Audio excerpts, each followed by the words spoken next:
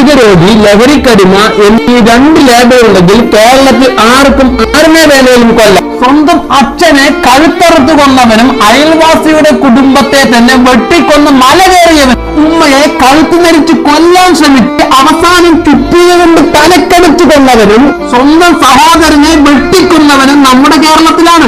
ഈ നരമോജികളെ നമ്മൾ അഭിസംബോധന ചെയ്യുന്നതുണ്ട്. സൈക്കോ, ലഹരിക്കടിമ, മാനസിക രോഗി കൊല ചെയ്താൽ ശിക്ഷിക്കപ്പെടുമോ? ഇല്ല. മാനസിക രോഗി കൊല ചെയ്താൽ കൊലയാകില്ലെന്ന് നിങ്ങളൊന്ന് ചിന്തിച്ചു നോക്കൂ. മാനസിക രോഗി കൊല ചെയ്ത് ഈ നമ്മുടെ നാട്ടിൽ എവിടെയെങ്കിലും ശിക്ഷിക്കപ്പെടുന്നുണ്ടോ? വീണ്ടും അവൻ സമൂഹത്തിലേക്ക് ഇറങ്ങുകയാണ്. ഇവനിക്ക് എങ്ങനെ മാനസികം വന്ന് കഞ്ചാവും MDMA ഓടിച്ച് ഇവനൊക്കെയാണ് നമ്മുടെ നിയമം വെറുതെ വിടുന്നത്. ഇതാണ് നമ്മുടെ നിയമം. ദൈവത്തിന്റെ നാടല്ല, കൊലയാളികളുടെ നാടാണ് കേരളമെന്ന് ഇനി നമുക്ക് പറയേണ്ടി വരും. വെഞ്ഞാറമൂട് കൊലപാതകത്തിൽ സ്വന്തം സഹോദരനെ വെട്ടിക്കൊന്നവന്റെ സഹോദര സ്നേഹത്തെ കുറിച്ച് നവമാധ്യമങ്ങൾ മെഴുകുന്നത് നമുക്കൊന്ന് കണ്ടു നോക്കാം. അച്ഛന്റെ കരുതലോടെ അവസാനം കൊണ്ടു നടന്നത് അഫാനായിരുന്നു. ഇത്രയും നാൾ അനിയനോട് അത്രത്തോളം വാത്സല്യവും കരുതലും ഉണ്ടായിരുന്ന ആളായിരുന്നു അഫാൻ. നരഭോജിയായിരുന്നു അവൻ.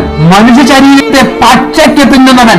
ശവം തീനി ആശുപത്രിയിലേക്ക് എത്തിച്ച ആംബുലൻസ് ഡ്രൈവറിന്റെ വാക്കുകൾ കേൾക്കാം. അവനെ കുത്തിക്കൊല്ലപ്പെടുത്തിയതാണോ അതോ ചിറ്റിയിൽ വെച്ച് എന്തോ നല്ല ഇത് വെച്ച് അടിച്ചിട്ടുണ്ട്. കാരണം മുഖത്ത് നല്ലൊരു കുഴിയുണ്ട് എല്ലാവരുടെ. മറ്റേ പയ്യന്റെ ഒരു കണ്ണില്ല, ഒരു കണ്ണ് മാത്രം നല്ല തുറന്നിരിപ്പുണ്ട്, ഒരു കണ്ണ് ഫുൾ അങ്ങ് അകത്തുപോയി.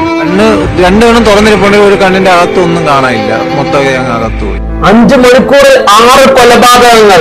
ആദ്യം സ്വന്തം ഉമ്മയെ കൊല്ലാൻ ശ്രമിക്കുന്നു, അവസാനം ചുറ്റിക കൊണ്ട് തലക്കടിച്ചു കൊല്ലുന്നു. വേറെ വീട്ടിൽ താമസിക്കുന്ന സ്വന്തം ഉമ്മയെ കൊല്ലുന്നു. സ്വന്തം അനിയനെ കൊണ്ട് ഇഷ്ടപ്പെട്ട ഭക്ഷണമായ കുഴിമന്തി വാങ്ങിച്ചു തരാൻ പറയുന്നു. വയറ് നിറയെ ഭക്ഷണം കഴിക്കുന്നു. അവസാനം അവനെയും കൊല്ലുന്നു. സ്വന്തം കാമുകയെയും അവൻ വെറുതെ വിട്ടില്ല. അവളുടെ വീട്ടിൽ പോയി ടൂസ് എന്ന പേരിൽ മേലെ കയറി അവളെയും കൊല്ലുന്നു. അവസാനം വീട്ടിൽ കൊണ്ട് ഗ്യാസ് ഓണാക്കി ഇവൻ എലിവേഷൻ കഴിക്കുന്നു. ഇത്രയും പേരെ നീച്ചമായി വെട്ടിക്കൊന്ന് ഇവൻ മരിക്കാനുള്ള കാരണമെന്താ?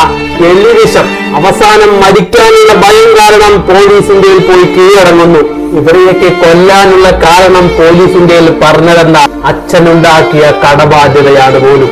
എടാ കൊലയാളി, ലോകത്തിലെ എല്ലാ വീടുകളിലും പ്രശ്നങ്ങളുണ്ട് എന്ന് കരുതി നീ ചെയ്തതുപോലെ എല്ലാവരെയും ഇല്ലാതാക്കാൻ ശ്രമിച്ചിരുന്നുവെങ്കിൽ ഇന്ന് ഞാനും നീയും ഈ ലോകത്തുണ്ടാകുമായിരുന്നില്ല. ഓരോ ദിവസം കഴിയുമ്പോഴും നമ്മുടെ കേരളത്തിൽ നൊന്ത് പ്രസവിച്ച ഉമ്മയെയും അമ്മയെയും അച്ഛനെയും വെട്ടിക്കൊല്ലുന്ന മക്കളെ കണ്ടുവരികയാണ്. ഇതിനെല്ലാത്തിനും കാരണം ലഹരിയാണ്. ഇതിനെതിരെ നമ്മൾ എന്ത് നടപടിയെടുത്തു? എത്ര വലിയ ലഹരിക്കടിമയാണെങ്കിലും സ്വന്തം അച്ഛനെയും അമ്മയെയും കൊല്ലാമെങ്കിൽ മറ്റുള്ളവരെയും ഇവർക്ക് കൊല്ലാൻ യാതൊരു മടിയും ഉണ്ടാവില്ല.